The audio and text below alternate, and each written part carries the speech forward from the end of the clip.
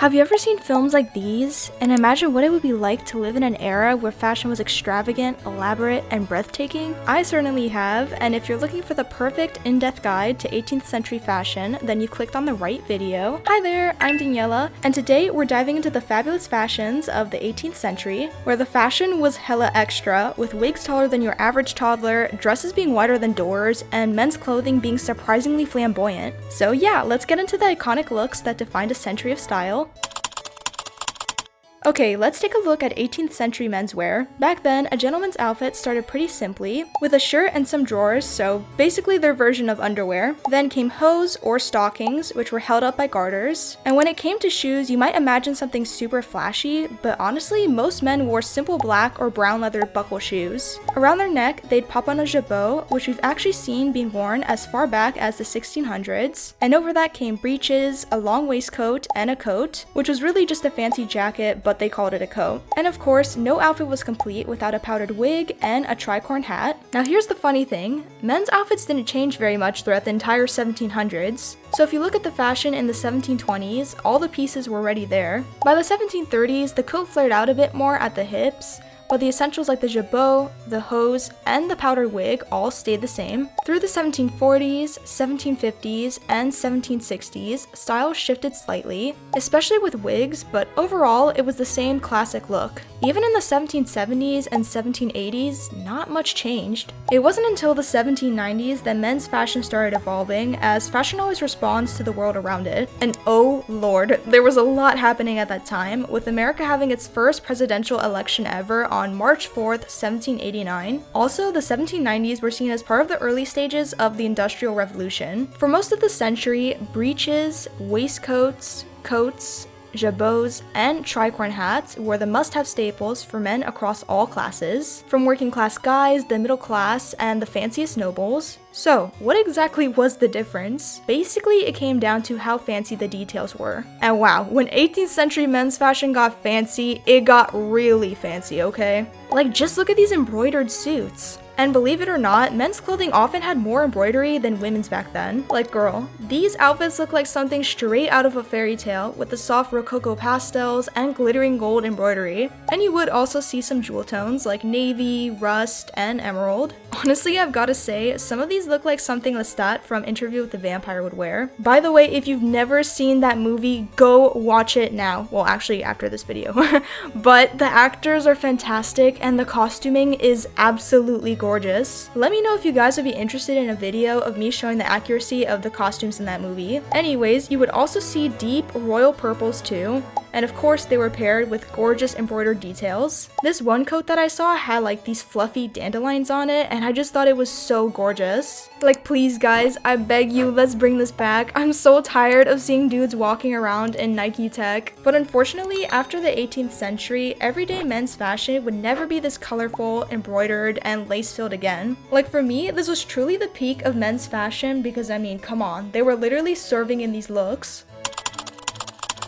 In the upper-class world of the 18th century, a particularly flashy subculture popped up, the Macaronis. The Macaronis were basically the teen and 20-something sons of English aristocrats who went on the famous Grand Tour, which is a fancy European vacation meant to polish their minds with art, architecture, and ancient ruins like the Colosseum. But honestly, many of these guys were more interested in shopping sprees than history lessons, which, you know, very understandable. Italy and Paris were full of outrageously stylish clothes, and the Macaronis snapped up any and all eye-catching clothes that they could find. They even brought back pasta from Italy, which was a total novelty in England, and they threw pasta parties to show off both their chic threads and exotic noodles. By the time the macaroni strutted back home, these young gents were practically the human equivalent of a male peacock. They were the most extravagantly dressed and utterly fabulous young men in all of England. They were instantly recognizable by their towering wigs, over-the-top outfits, and dramatic flair for fashion. In fact, they were so extra that macaroni became a nickname for anyone ridiculously overdressed. The British even poked fun at Americans in the Revolutionary War era song, Yankee Doodle Dandy,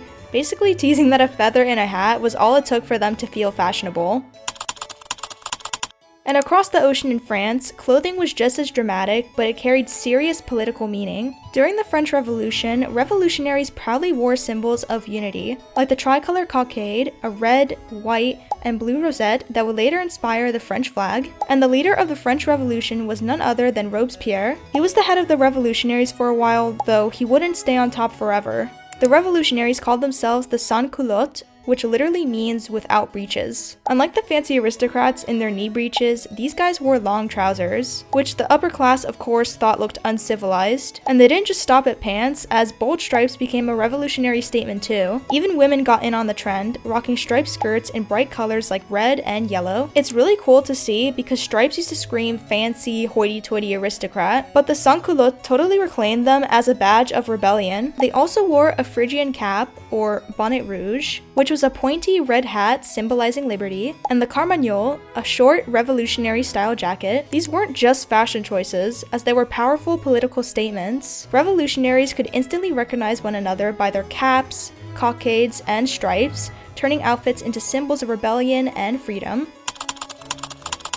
Alright, let's talk 18th century women's fashion, and wow, what a roller coaster of silhouettes. Unlike men's clothing, which stayed pretty consistent, women's dresses went through some dramatic changes. Even though skirt shapes evolved a lot, the bodice design stayed surprisingly steady, usually with a square neckline and charming 3/4 sleeves. Now let's take a look at some of the iconic gowns of the century. First up is the robe volante, which means flying dress in French. The name makes sense when you see the flowing panel of fabric falling down the back and front. Even though it looks loose and breezy, the bodice underneath is actually fitted at the waist. A variation of this was the robe battante, a looser version that worked as a maternity dress, also called robe de l'innocence, though if you're wearing it, people probably assume you hadn't been all that innocent, if you catch my drift.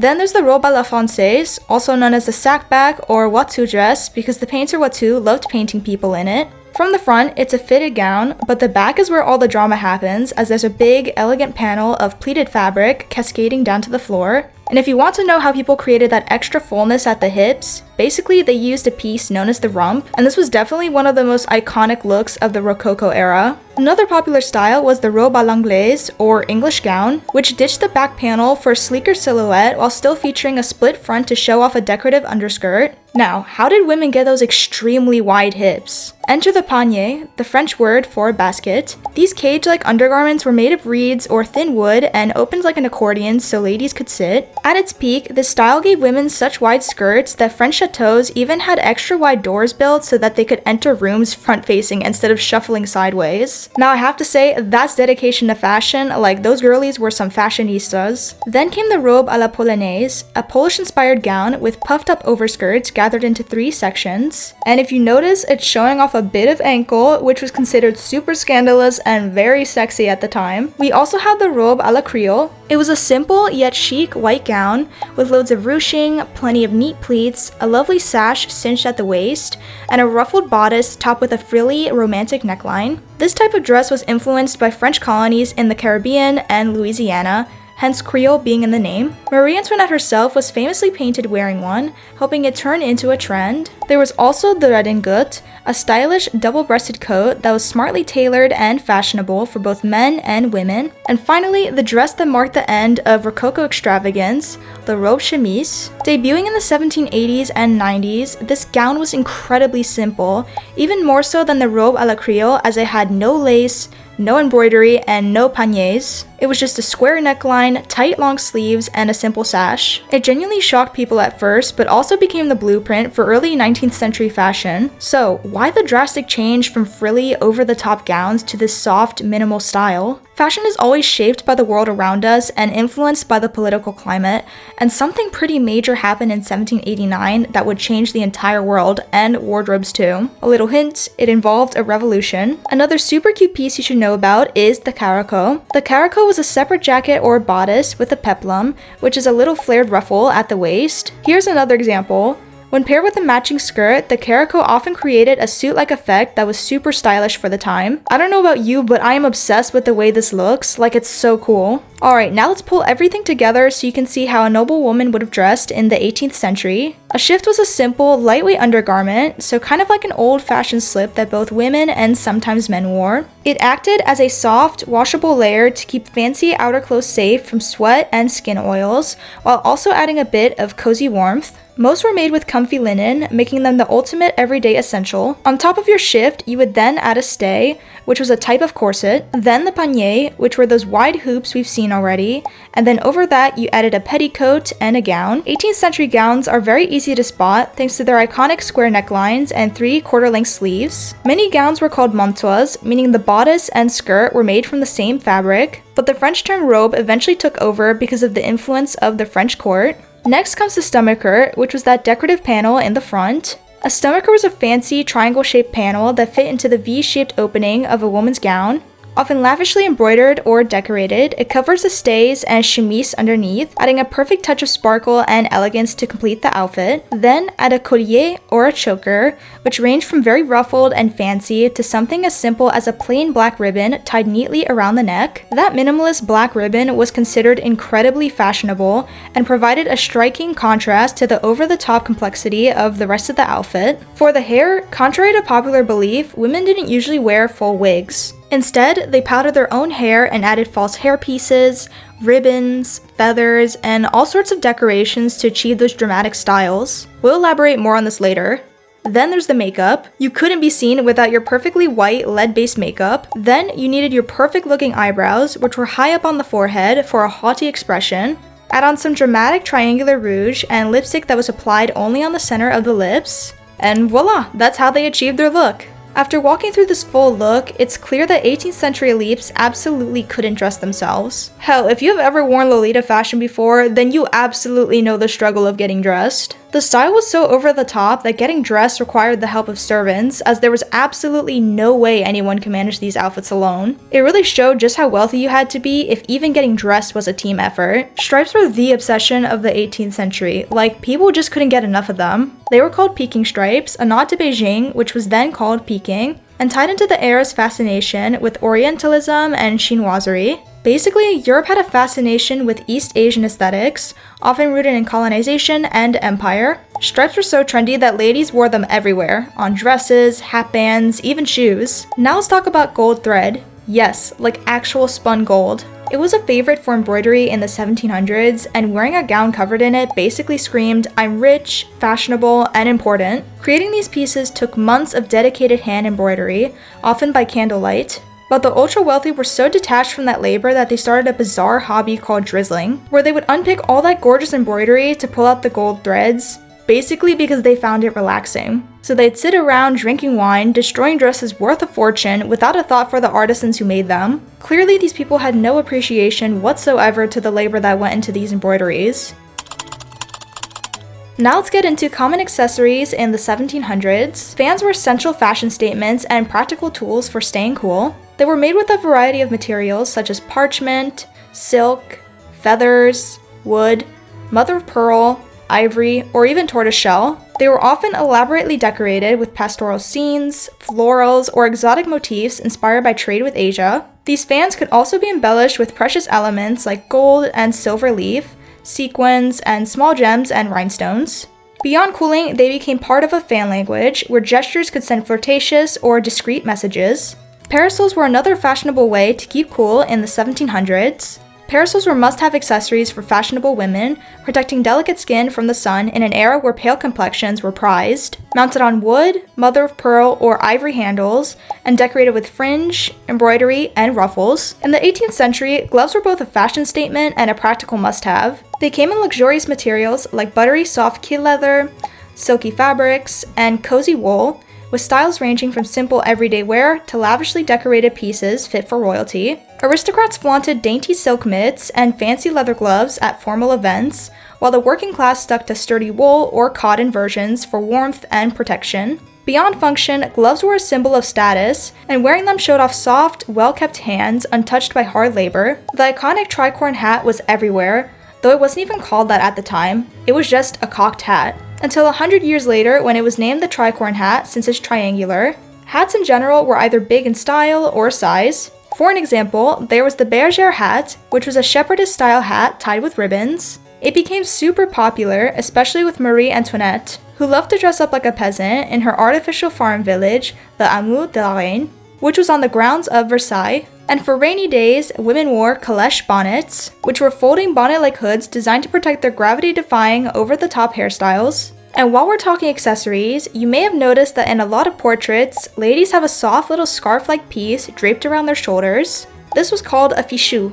Sometimes it was plain, sometimes sheer, and sometimes decorated with lace. Women could also wrap it all the way around and tie it in the back for extra coverage. So now you know, and the next time you see an 18th century painting with a dainty little shoulder scarf, you can confidently say, "Oh hey, that's a fichu." Unlike the small, sewn-in pockets we're used to today, 18th century women carried tie-on pockets. These were separate pouches worn under skirts and tied around the waist with ribbons. They could be made of silk, linen, cotton, or wool. Accessible through slits in the gown, these pockets could hold everything from money to sewing tools to snacks. They were often beautifully embroidered with florals and greenery, though hidden under clothing. Men and women carried slim, elegant pocketbooks, similar to modern-day wallets to hold money, important papers, and visiting cards. They were often made of parchment, fine leather, or fine fabrics, and decorated with elaborate embroidery. Men also carried elegant pocket watches in ornate gold or silver, and they were sometimes decorated with pearls and watch chains. Early on, instead of chains, people often used romantic watch strings,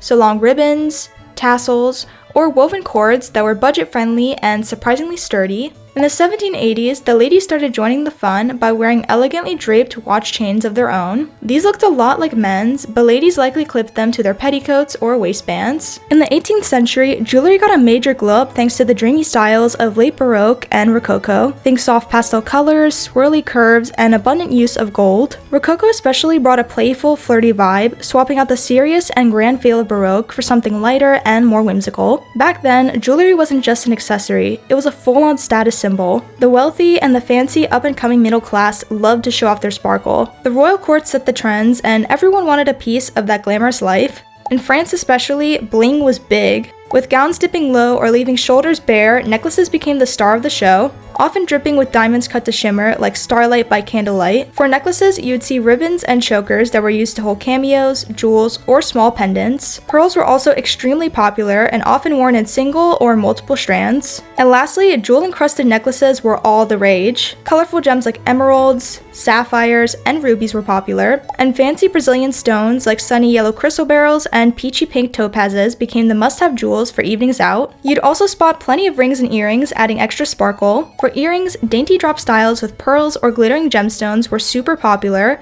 while little cluster earrings often matched perfectly with necklaces for a coordinated look. Rings were just as fabulous, with most rings being gold with intricate, artsy designs on them. Signet rings were also a thing, acting like a stylish signature stamp to show off family pride. And for a sentimental touch, memento mori or mourning rings were in style too, sometimes holding tiny locks of hair or little inscriptions to remember deceased loved ones. And elaborate hairstyles needed equally fabulous accessories. Sparkling jeweled combs, tiaras, and hairpins decorated towering powdered wigs, while ribbon hair bows added extra cuteness and femininity. Some other hair accessories you would see were pearls, feathers, or miniature ornaments. Brooches were both pretty and practical, keeping layers of fancy fabrics in place while adding sparkle to outfits. And cameo brooches in particular were all the rage. Stockings were a luxury item for those who could afford fine silk or wool versions. Women's stockings were often white or pastel and featured beautiful embroidery, especially along the ankles, and they were designed to peek out beneath gowns and shoes. Elaborate embroidery signaled wealth and taste, and garters kept stockings in place. Shoes in the 18th century were just as extra. Women's shoes were made of fine silk, embroidered with beautiful gold thread, and had unique heels. Fun fact, shoes back then weren't made for left and right feet separately. When I was researching shoes, this surprised me a lot because I thought shoes always had one right shoe and one left shoe, but the more you know, am I right? You basically just wore them until they molded to your feet, which honestly sounds amazing to me as my left foot is slightly wider than my right foot,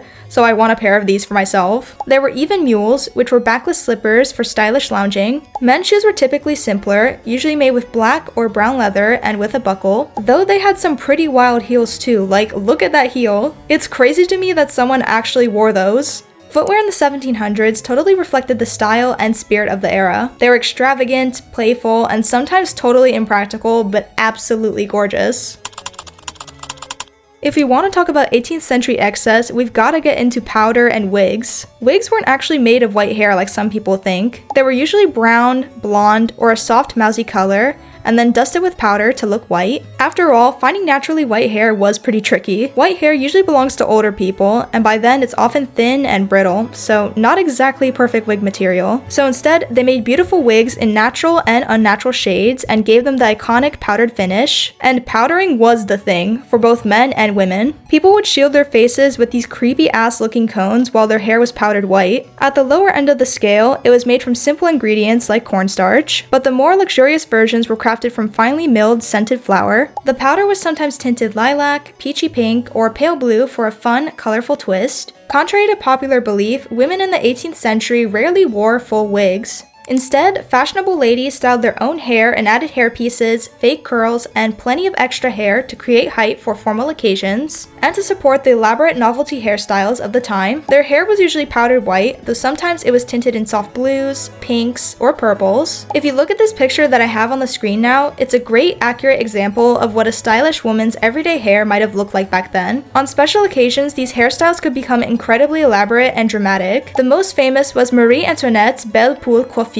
which featured a model battleship in her towering powdered hair. Satirical cartoons of the time mocked these over-the-top hairstyles. Now let's talk about the guys. Early 18th century men's wigs were big and long, and this style of wig was called an allonge wig, meaning elongated in French. Another style of wig that arguably was the most iconic in the 18th century was the buckled club wig. This is the type of wig you will commonly see in period dramas, as they are very iconic looking. However, the working class and colonial men often skipped wigs altogether, growing out their natural hair and tying it back in a queue, meaning tail in French. Alright, let's talk about makeup. What we're seeing here is actually pretty close to what 18th century makeup really looked like, so let's break it down. The white lead base was a staple, covering the faces of both men and women, but women would often extend it to their necks, shoulders, and décolletage as well. Décolletage means low neckline on a woman's dress or top. So yes, the boobies. They even highlighted the veins on their breasts in blue to emphasize paleness, as that was the ultimate beauty standard at the time. People often claim pale faces show that someone didn't work outdoors, but honestly, anyone dressed in layers of silk, lace, and panniers didn't exactly scream farmer. The pale makeup wasn't about looking natural. Instead, it was all about artifice. This was the Age of Enlightenment, a time that celebrated man's control over nature, from sculpted gardens to sculpted bodies. Painted faces symbolized dominance over the natural world. Plus, the heavy white makeup was handy for hiding scars from smallpox, syphilis, or even the damage caused by the makeup itself. Rouge was made from something called Spanish wool, which was a rough, dyed textile that was rubbed onto cheeks in triangular shapes. It was kind of like a scoring pad, which is the material you will find on the scratchy green side of a sponge that you will use to wash dishes with. It's actually so crazy to think about women using that to apply their makeup. Like, damn sis, why not use a brush or a piece of cloth at least? Moving on, eyebrows were drawn high on the forehead, either penciled in or even made of mouse skin and glued on. Crazy, right? Then there were mouches, or flies in French, which were tiny beauty patches. At first, they were used to cover pox or syphilis scars, but they soon became a fashion statement in their own right. These patches were made from materials like silk, velvet, leather, or satin, and came in all kinds of cute shapes, from hearts to moons and stars. Don't these remind you of modern pimple patches? It's crazy to think about how a beauty trend from the 1700s is back in style in the 2020s. I just think that's so freaking cool. And lastly, lipstick was applied just at the center of the lips to create a bee-sting look. This is what 18th century beauty really looked like, so it's pretty different from the soft, romantic looks that we see in modern fashion editorials that are trying to recreate the era. In the 18th century, Versailles was a palace of magnificence, but its glamorous image hid some pretty unpleasant realities. The palace was overcrowded with aristocrats, servants, and social climbers, yet it lacked enough toilets. Servants placed piles of hay behind curtains, even in prestigious rooms like the Hall of Mirrors, so that finely dressed nobles, to put it bluntly, could do their shit in private, even during banquets. And the next morning, servants were expected to clean up the mess. Imagine having to live that type of life. Like, no wonder they were guillotining those motherfuckers. Aristocrats often ate leftovers from the royal family's table, but the food was stored without refrigeration, frequently spoiling and becoming infested with maggots. Yummy, right? So cooks would simply remove the maggots and cover the dishes with rich sauces to disguise the taste and smell of decay. I swear, I have never been so shocked while researching a video. Like, what the hell, French people? What the hell? Oh, and powdered wigs and elaborate hairstyles were styled with lard or beeswax, which apparently absolutely stank. Heavy perfume masked the smell, but lice and fleas were common, leading aristocrats to carry small, decorative scratching sticks to soothe their bites. At least they were scratching their heads aesthetically, I suppose. Despite their elegant portraits, many nobles' faces were heavily caked with makeup to hide severe smallpox scars. The lead-based makeup itself was also very toxic, creating an even more grotesque effect in person. Honestly, I'd love to see someone make a period drama that is this accurate, because all the ones I've seen are very polished by Hollywood. I'd love to see grimy and gritty French nobles in like a Tim Burton style of movie or show, okay? Then there's the obsession with sugar. Sugar, imported from plantations in the Caribbean worked by enslaved West Africans, was a luxury item consumed in excess by the wealthy, but with poor dental hygiene and non-existent dentistry, this often resulted in rotting teeth, diseased gums, and terrible breath. False teeth were popular, with dentures crafted disturbingly from human teeth purchased from the poor, slaves, or extracted from corpses. Spanish artist Goya even illustrated this grim trade, depicting a woman pulling teeth from a hanged man to sell. Syphilis, brought from the Americas during the Columbian Exchange, was rampant among the upper classes. But Europeans brought pretty much every other disease to Native Americans, like flu and smallpox. So yeah, to say they were much worse is an understatement. The disease caused grotesque symptoms, including pus-filled sores, blindness, and destruction of facial features. Glass eyes and false noses, often attached to glasses, were sold to sufferers. A satirical 18th century illustration titled 6 Stages of Mending a Face depicts how wigs, prosthetics, and makeup were used to disguise disfigurement. While there were, of course, attractive and beautiful aristocrats, the carefully curated image of refinement from this era often hid a much darker reality. So yeah, the 18th century wasn't just revolutions and fancy palaces, it was basically a full-on fashion show. Fashion wasn't just clothing. It was power, politics, and personality stitched into every seam. Wigs were sky high, gowns were massive, and even men were absolutely slaying in bright colors and embroidery. And while those outfits might seem over the top now, they shape the way we think about style, status, and self-expression today. So next time you watch a period drama, you'll be able to tell whether the costumes are truly authentic to the 18th century or just Hollywood's stylish interpretation. So, would you personally try 18th century fashion? Let me know in the comments below, and don't forget to subscribe for more fashion deep dives and girly content. I hope you guys enjoyed watching this video. I really enjoyed researching 18th century fashion. And if you have any styles that you would like to see me cover, leave a comment below of what style you'd like to see. And yeah, love you girlies, and I'll see you in the next video. Bye!